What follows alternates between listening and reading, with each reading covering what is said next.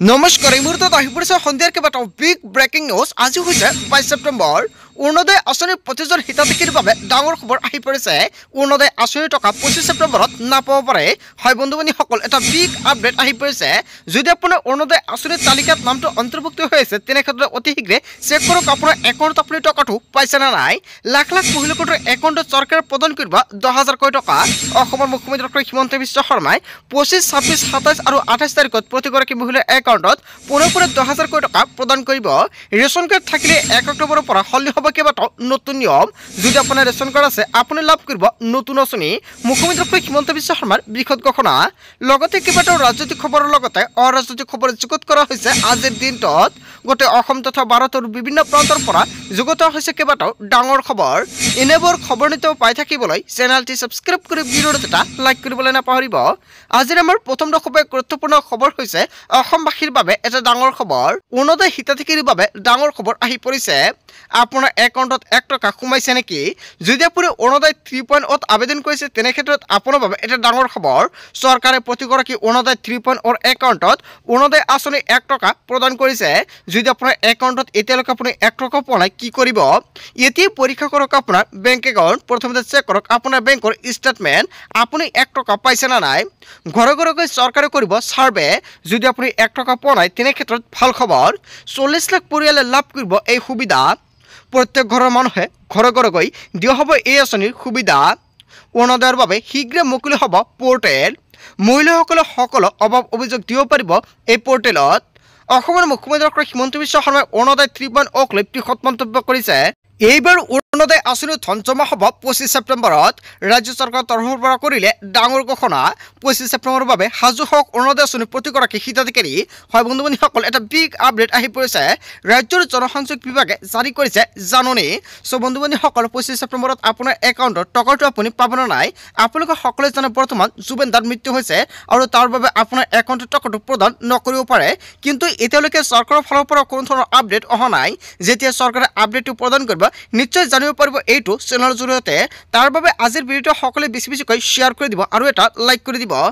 তাৰপিছত অসমবাসী ৰাজুক জনাইছো আমাৰ পৰৱৰ্তী খুবেই গুৰুত্বপূৰ্ণ খবৰ। লগতে ডাঙৰ খবৰ, ৰাজ্যৰ মহিলাসকলৰ বাবে মুখ্যমন্ত্ৰী ডক্টৰ হিমন্ত বিশ্ব শৰ্মাৰ 11টাকৈ বৃহৎ ঘোষণা। অক্টোবৰৰ পৰা সোমাব নিযুত মইনা আঁচনিৰ টকা। চৰকাৰী ঘৰৰ বাবে মুখ্যমন্ত্ৰী ডক্টৰ হিমন্ত বিশ্ব শৰ্মাই দিলে ডাঙৰ খবৰ। নৱেম্বৰৰ পৰা লাভ কৰিব নতুনকৈ ৰেচন কাৰ্ড। লগতে ৰেচন কাৰ্ডত সংযোগ হ'ব বহুকেইটা আঁচনি। যদি আপুনি চৰকাৰী ঘৰ পোৱা নাই, নতুনকৈ আবেদন কৰিছে বা জিঅ' টেকিং কৰিছে তেনে ক্ষেত্ৰত আপোনাৰ বাবে ভাল খবৰ আহিব, কিয়নো চৰকাৰে অতি শীঘ্ৰে আপোনাক প্ৰদান কৰিব নতুনকৈ চৰকাৰী ঘৰ। চাউলৰ লগতে সুলভ মূল্যত লাভ কৰিব দাইল, চেনি আৰু নিমখ। এই 3টা সামগ্ৰী এতিয়া ৰেচন কাৰ্ডত অন্তৰ্ভুক্ত কৰিব। চাউলৰ লগতে এই 3টা সামগ্ৰী লাভ কৰিব। মেট্ৰিক দিবলগীয়া পৰীক্ষাৰ্থীয়ে মাহেকত পাব 300 টকা। জানুৱাৰীত গেছ চিলিণ্ডাৰ ক্ৰয় কৰিলে পাব আপুনি 250 টকাৰ ৰাজসাহায্যসহ জানুৱাৰীৰ পৰা অৰুণোদয় আঁচনিৰ ধন হ'ব 1,500 টকা। অনাগত 6 মাহত মধ্যবিত্ত লোকৰ বাবে চৰকাৰে কেইবাটাও অভিলাষী পদক্ষেপ গ্ৰহণ কৰিব। কোকৰাঝাৰত উপস্থিত হৈ অসমৰ মুখ্যমন্ত্ৰী ডক্টৰ হিমন্ত বিশ্ব শৰ্মাই কেইবাটাও গুৰুত্বপূৰ্ণ মন্তব্য কৰিছে। তাৰপিছত অসমবাসী ৰাজুক জনাইছো আমাৰ পৰৱৰ্তী খুবেই গুৰুত্বপূৰ্ণ খবৰ। লগতে ডাঙৰ খবৰ, জিলাই জিলাই বিতৰণ হৈ আছে লাখপতি বাইদেউৰ ধনৰাশি। সাজু হওক টকা ল'বলৈ আপুনি, কিয়নো 25 ছেপ্টেম্বৰত বিশ্বনাথৰ মহিলাই লাভ কৰিব 10,000 টকা। 26 ছেপ্টেম্বৰত জোনাৰ মহিলাই লাভ কৰিব 10,000 টকা। 27 ছেপ্টেম্বৰত তিনিচুকীয়াৰ মহিলাই লাভ কৰিব 10,000 টকা। অসমৰ মুখ্যমন্ত্ৰী ডক্টৰ হিমন্ত বিশ্ব শৰ্মাই নিজ হাতে প্ৰদান কৰিব 10,000 টকাৰ চেক। 28 ছেপ্টেম্বৰত ৰংসঙৰ মহিলাই লাভ কৰিব 10,000 টকা। অসমৰ মুখ্যমন্ত্ৰী ডক্টৰ হিমন্ত বিশ্ব শৰ্মাই ছেপ্টেম্বৰ মাহত এইকেইটা সমষ্টিত 10,000 টকা প্ৰদান কৰিব। অক্টোবৰ মাহত কোনকেইটা সমষ্টিৰ একাউণ্টত 10,000 টকা প্ৰদান কৰিব চৰকাৰৰ ফালৰ পৰা তালিকা প্ৰকাশ কৰিছে। নিশ্চয় আপোনালোকক আন এটা ভিডিঅ'ত জনাই দিম। তাৰপিছত অসমবাসী ৰাজুক জনাইছো আমাৰ পৰৱৰ্তী খুবেই গুৰুত্বপূৰ্ণ খবৰ। লগতে ডাঙৰ খবৰ, ছিংগাপুৰত কেনেকৈ মৃত্যু হৈছিল হিয়া আমঠি জুবেন গাৰ্গৰ। হয় বন্ধু বান্ধৱীসকল, খুবেই এটা বেয়া লগা খবৰ আহি পৰিছে। সাগৰৰ পৰাৰ পিছত কি হৈছিল জুবেন গাৰ্গৰ। জুবেন গাৰ্গৰ মৃত্যুৰ গাৰ নাম শিয়ৰি উঠিব শিহৰণকাৰী বৰ্ণনা শুনিলে। সাগৰত তোমাৰ 2 মিনিটতে আছিল জুবেন গাৰ্গৰ শেষ সময়। সাগৰৰ পানীত ছটফটাই আছিল জুবেন গাৰ্গে। উঠ আৰু আঙুলি নীলা হৈ পৰিছিল জুবেন গাৰ্গৰ। নাক আৰু মুখেৰে বগা পানী ওলাই গৈছিল। ইয়াৰ পিছতে বমি কৰিছিল জুবেন গাৰ্গে। পানীতে শেষ হৈ গৈছিল জুবেন গাৰ্গৰ জীৱন। শিহৰণকাৰী বৰ্ণনা জুবেনৰ সতীৰ্থ শেখৰ জ্যোতি গোস্বামীৰ। তাৰপিছত অসমবাসী ৰাজক জনাইছো আমাৰ পৰৱৰ্তী খুবেই গুৰুত্বপূৰ্ণ খবৰ লগতে ডাঙৰ খবৰ জুবেন গাৰ্গৰ মৃত্যুক লৈ ৰহস্য জুবেন গাৰ্গৰ মৃত্যুৰ পূৰ্বে পৰিকল্পিত আছিল নেকি এতিয়া ভয়ংকৰভাৱে এনেধৰণৰ প্ৰশ্ন উত্থাপিত হৈছে পূৰ্বে পৰিকল্পিতভাৱে জুবেন গাৰ্গক সাগৰলৈ লৈ যোৱা হৈছিল নেকি পানীৰে ভয় কৰা জুবেন গাৰ্গক কিয় পানীৰ মাজলৈ বাৰে বাৰে যাবলৈ কৈছিল সম্পত্তিৰ বাবে কোনোৱে টাৰ্গেট কৰিছিল নেকি জুবিনক এতিয়া এনেকুৱাকৈ কেইবাটাও গুৰুতৰ প্ৰশ্ন উত্থাপিত হৈছে জুবেন গাৰ্গৰ সাগৰত সাঁতোৰাৰ দৃশ্য ভাইৰেল হৈ পৰিছে ভিডিঅ'টোত চাঞ্চল্যকৰ কথা বতৰা শুনা গৈছে লাইফ জেকেটতো হেৰি হ'ল নেকি বা ওপৰলৈ আহিছে নেকি এনেকুৱাকৈ কথা বতৰা আলোচনা কৰা হৈছে অকণমান টান হ'ব লাগিছিল লাইফ জেকেটটো এনেকুৱাকৈ মন্তব্য কৰিছে ভিডিঅ'টোৰ ভিতৰতে লুজ হৈছে নেকি হয় বন্ধু বান্ধৱীসকল নিশ্চয় যদি আপুনি ভিডিঅ'টো চাইছে সম্পূৰ্ণকৈ দেখিছে আবে নামবে আমাৰ এটাও নাই কিয় এনেকুৱাকৈ মন্তব্য কৰা হৈছিল ভিডিঅ'টোত কি জুবিনক মাৰ্ডাৰ কৰিব লাগে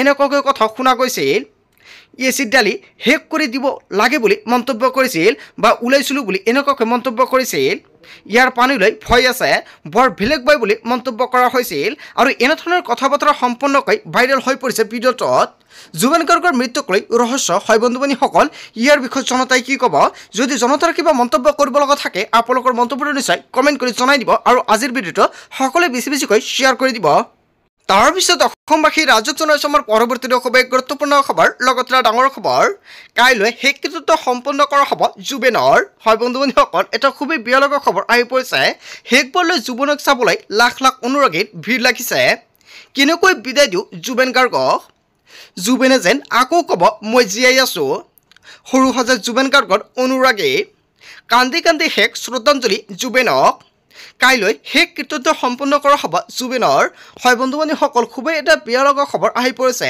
যদি আপুনি জুবিনক চোৱা নাই এতিয়া আপুনি যাই চাই আহক এবাৰ আৰু যদি আপুনি যাব নোৱাৰে তেনে ক্ষেত্ৰত এবাৰ শ্ৰদ্ধাঞ্জলি জনাই দিয়ক সকলোৱে তাৰপিছত অসমবাসী ৰাজক জনাইছো আমাৰ পৰৱৰ্তী খুবেই গুৰুত্বপূৰ্ণ খবৰ লগতে ডাঙৰ খবৰ 30 ছেপ্টেম্বৰত বৰ্ষাপাৰাত মহিলা বিশ্বকাপ ক্ৰিকেটৰ উদ্বোধনী খেল জুবেন গাৰ্গলৈ শ্ৰদ্ধাঞ্জলি জনাই উদ্বোধন কৰা হ'ব খেলখন মহিলা বিশ্বকাপৰ উদ্বোধনী খেলত জুবেন গাৰ্গৰ শ্ৰদ্ধাঞ্জলি অনুষ্ঠান 40 মিনিটৰ বাবে ৰখা হ'ব শ্ৰদ্ধাঞ্জলি অনুষ্ঠান 30 ছেপ্টেম্বৰত বৰ্ষাপাৰাত মহিলা বিশ্বকাপ ক্ৰিকেটৰ উদ্বোধনী খেল হয় বন্ধু বান্ধৱীসকল এটা ডাঙৰ খবৰ আহি পৰিছে তাৰপিছত অসমবাসী ৰাজক জনাইছো আমাৰ পৰৱৰ্তী খুবেই গুৰুত্বপূৰ্ণ খবৰ লগতে ডাঙৰ খবৰ দুৰ্গা পূজাক লৈ আহি গ'ল এছঅ'পি পূজাৰ নামত চান্দা তুলিব নোৱাৰিব পূজা কমিটিয়ে হয় বন্ধু বান্ধৱীসকল মাজত মাত্ৰ কেইটামান দিন বাকী আছে ইয়াৰ পূৰ্বে এছঅ'পি জাৰি কৰিছে দুৰ্গা পূজাৰ বাবে মদ্যপান কৰি পূজা মণ্ডপত যাব নোৱাৰিব মহানগৰীৰ প্ৰতিখন পূজা কমিটিৰ বৈঠক প্ৰতিখন পূজা কমিটিয়ে CCTV লগাব লাগিব নিশালৈকে স্বেচ্ছাসেৱকসকলক পূজাত থাকিব লাগিব স্বেচ্ছাসেৱকসকলৰ তালিকা আৰক্ষীক দিব লাগিব প্ৰতিজন ভক্তৰ নিৰাপত্তাৰ ওপৰত গুৰুত্ব দিব লাগিব হেল্প ডেস্ক আৰু মেডিকেল ডেস্ক থাকিব লাগিব ভিআইপিসকল পূজালৈ আহিলে পূৰ্বেই আৰক্ষীক জনাব লাগিব ট্ৰাফিক নিয়ন্ত্ৰণ কৰাত পূজা কমিটিসকলে গুৰুত্ব দিব লাগিব ভক্তসকলৰ বাবে বিনামূলীয়াকৈ পানী যোগান দিব লাগিব শব্দ প্ৰদূষণ কৰিব নোৱাৰিব কোনো ৰাজহুৱা পথত পূজা পেণ্ডেল স্থাপন কৰিব নোৱাৰিব পেণ্ডেলৰ পৰা 100 মিটাৰৰ ভিতৰত পাৰ্কিং কৰিব নোৱাৰিব মহানগৰীৰ প্ৰতিখন পূজা কমিটিৰ বৈঠক আৰু দুৰ্গা পূজাক লৈ আহি গৈছে নতুন নিয়ম এইকেইটা নিয়ম মানিব লাগিব দুৰ্গা পূজাৰ সময়তে আৰু আজিৰ ভিডিঅ'টো সকলোৱে বেছি বেছিকৈ শ্বেয়াৰ কৰি দিব তাৰপিছত অসমবাসী ৰাজক জনাইছো আমাৰ পৰৱৰ্তী খুবেই গুৰুত্বপূৰ্ণ খবৰ লগতে ডাঙৰ খবৰ জুবেন গাৰ্গৰ মৃত্যুৰ CID তদন্ত ঘোষণা কৰিলে অসমৰ মুখ্যমন্ত্ৰী ডক্টৰ হিমন্ত বিশ্ব শৰ্মাই CID তদন্তৰ বাবে DJPক নিৰ্দেশ জাৰি কৰিছে শ্যামকানু মহন্ত সিদ্ধাৰ্থ শৰ্মাৰ বিৰুদ্ধে CIDৰ তদন্ত সমগ্ৰ ঘটনা তন্নতন্নকৈ কৰা হ'ব পৰীক্ষা অসমৰ মুখ্যমন্ত্ৰী ডক্টৰ হিমন্ত বিশ্ব শৰ্মাই বৃহৎ মন্তব্য কৰিছে মঙ্গলবাৰৰ পিছতে তন্নতন্নকৈ কৰা হ'ব পৰীক্ষা তাৰপিছত অসমবাসী ৰাজক জনাইছো আমাৰ পৰৱৰ্তী খুবেই গুৰুত্বপূৰ্ণ খবৰ লগতে ডাঙৰ খবৰ আধাৰ কাৰ্ড নথকাকৈ এতিয়াও কোনো লোক আছে নেকি 30 ছেপ্টেম্বৰ আবেদনৰ অন্তিম তাৰিখ যদি আপুনি এতিয়াও আধাৰ কাৰ্ড উলিয়াই নাই তেনে ক্ষেত্ৰত অতি শীঘ্ৰে উলিয়াই লওক এতিয়াৰ পৰা 18 বছৰ ঊৰ্ধ্বৰ কোনো লোকে নাপাব আধাৰ কাৰ্ড কিন্তু শিডিউল ট্ৰাইবেল শিডিউল কাষ্ট আৰু জনজাতি হলে এবছৰলৈ লাভ কৰিব আধাৰ কাৰ্ডৰ সুবিধা যদি কোনো লোকে এতিয়ালৈকে আধাৰ কাৰ্ড পোৱা নাই একেদিনৰ ভিতৰতে আবেদন কৰক ইয়াৰ পিছতে বন্ধ হৈ যাব আবেদন প্ৰক্ৰিয়া ছেপ্টেম্বৰত আবেদনৰ অন্তিম সময়সীমা ইয়াৰ পিছতো যদি কোনো লোক বাদ পৰি যায় জিলা আয়ুক্তক আবেদন কৰিব লাগিব সম্পূৰ্ণ দেশ চালি জাৰি চাইহে আয়ুক্তে দিব পাৰিব আধাৰ কাৰ্ড কেৱল জিলা আয়ুক্তেহে দিব পাৰিব আধাৰ কাৰ্ড